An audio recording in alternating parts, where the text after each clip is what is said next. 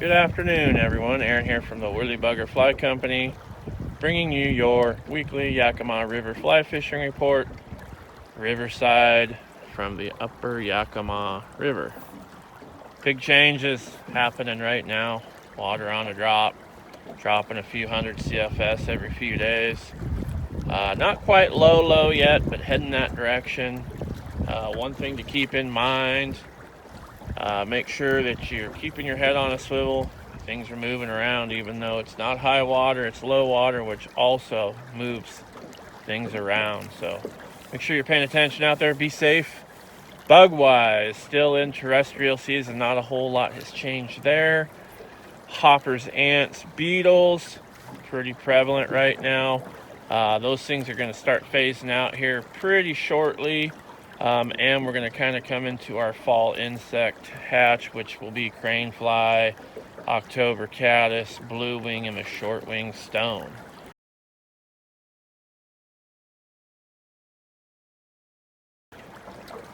Other than that, that's kind of what you want to plan for. Dry fly fishing been good, dry dropper been good, nymphing also. Streamer fishing haven't done a whole lot, but in the right application I would assume it's probably decent right now. If you're planning on fishing with us, don't procrastinate. Fall is the most amazing time of the year to be on the Yakima River. That mid-September through early November, fantastic fishing, the fishing that everybody looks forward to. The one time of the year that I would highly recommend more than any other to come over here and fish. However, if you are planning on fishing with us, make sure that you get your trip booked in advance, as there's only a few of us to go around and the fishing is busy at that time of the year. We'd love to host you, however, plan in advance. Good morning, everybody. This is Steve from the Worley Bugger. Final days of August here, 2024. Here at the lower bridge at Reinhardt, you can see you've been following us. The river has dropped considerably, and will continue to do so until it reaches that point where we will see medium stream flow for the fall. So remember last year in the farmlands here, we were fishing at 400 cubic feet. So right now this is about, according to the gauge, 1600, maybe a little bit lower.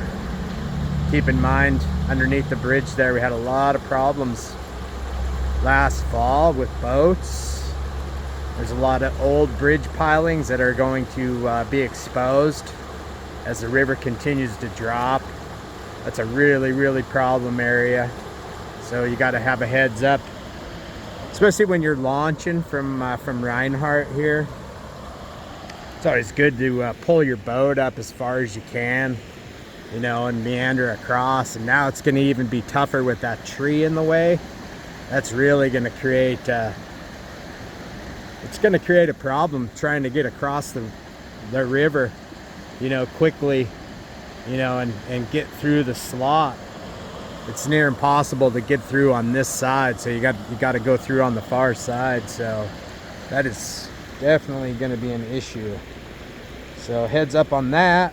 As the river continues to drop, fish will concentrate, of course, in real specific water, and then the demand, you know, low clear water again this fall, you know, going to be precise drifts, you know, no dragging, especially under clear water conditions. You know, to have good fishing, got to really work on your line control. Sloppy, draggy fishing is just not going to get it done. So if your hope is to come and catch fish, you know, work on your proper technique, going with a guide. Make sure you pick their brain and have them work, you know, with you closely so you can better your technique. So as the river drops here, we're already starting to see crane flies, stone flies, short-winged stones. We're having big temperature swings too, so some nights dropping well into the mid 30 range degrees, and then, you know, big swings, you know, upper 70s, 80s. Supposed to have a little bit of a heat wave come through here for the Labor Day big fair weekend here, rodeo in Ellensburg, so lots of people around.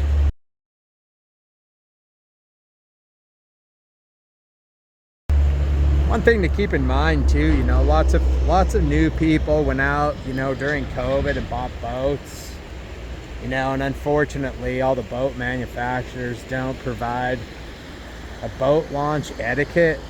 You know, just keep in mind, you know, that your bubble might be small, but to make other people wait on you is absolutely unacceptable. So, you know, if you're new to floating, you know, keep in mind that you always want to get your boat ready beforehand. You know, it should take less than 5 minutes to back your boat in and drop it in the water and get it out of the way for the next person.